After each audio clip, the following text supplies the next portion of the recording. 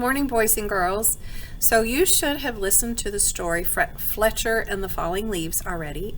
And so now we're going to be making a fall picture. And we're going to be using a scribble.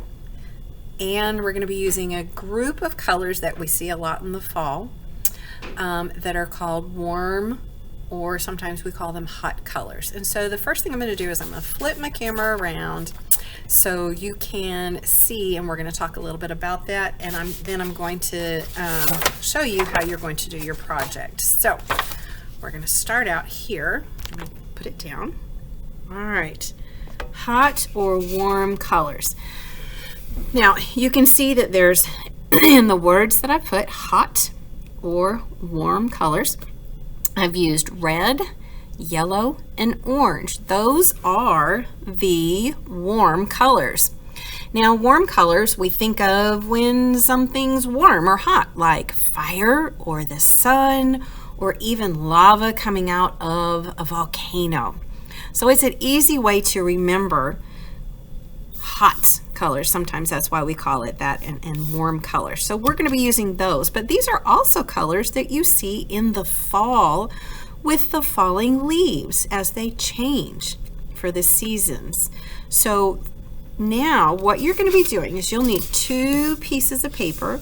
You'll need some crayons that are the warm colors, red, orange, and yellow, and you're going to need a pencil, and you're going to need a pair of scissors and some glue.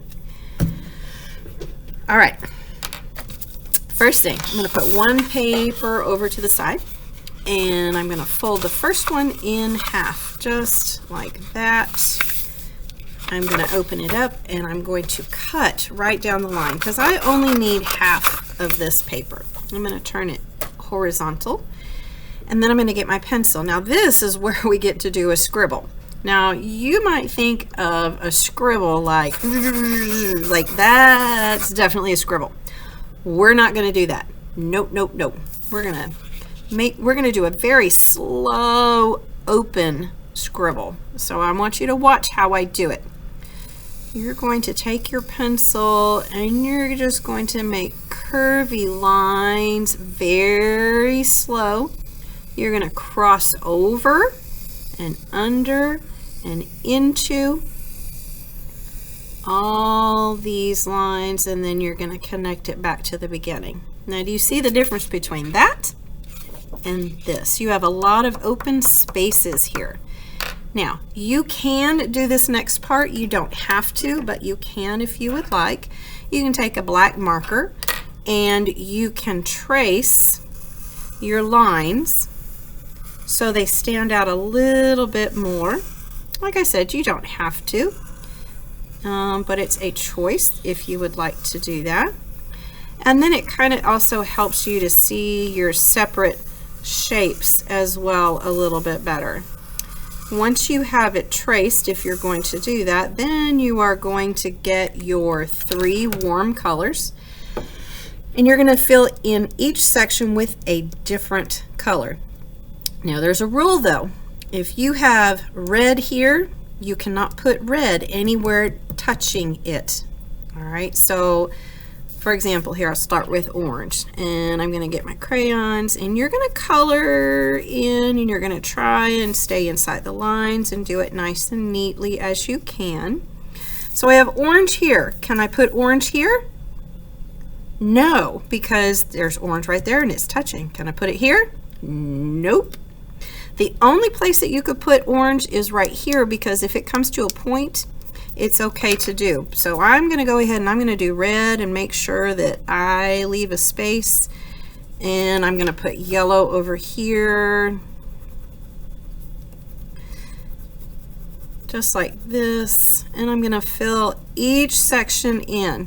Now I can do orange here because there's a little point. It's not really touching a whole edge, it's at a corner. So that's okay. So I'm going to keep doing that until I fill out the whole thing. After you fill it out, you are going to get your scissors and you're going to cut the white areas around it. Now I didn't finish here, but I just wanted to show you. You're going to start cutting that until you end up with something like that. cut out. Now this one's much bigger than the one that you're going to use, but once you have it cut out, this is going to be the top of a fall tree. So you're going to get that second paper that we had, and you're going to get your glue, and you are going to glue this at the top of your paper. Now this one is a lot larger, so I'm going to take a smaller one that's not quite finished, but you can get the idea. And I'm going to glue it. Now remember, when we use our glue, if you have liquid glue, we just use a dot or two, just a dot, not a lot, okay? Once you have that, then you are going to draw with your pencil first a big tree trunk going down, okay? I also want you to draw your ground, whether it's grass or straight across, however you want to do it. I want you to put the ground also.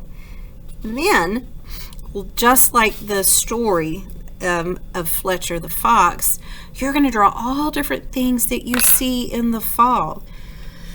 You might see falling leaves for sure. You might see a house. I'm going to put my camera back up here so you can do this a little bit better. And I'm going to hold this up. This is one that I just did really quick as an example. In the fall, we see pumpkins and we see lots of harvest and different crops. You might see a squirrel. You might see wind blowing. You might see a house. If you celebrate Halloween, you might have Halloween stuff out or a jack-o'-lantern. But I want you to turn this into, draw your tree trunk and maybe some branches, and then get all kinds of things that you see in the fall for your picture. And once you're done, I want you to take a picture of it and fill out your exit form. You have to fill out your exit form to turn it in. You've got to. And then attach it, the picture, to the exit form and turn it into me. And so I can't wait to see what you come up with. And I think it's going to be awesome. So peace out.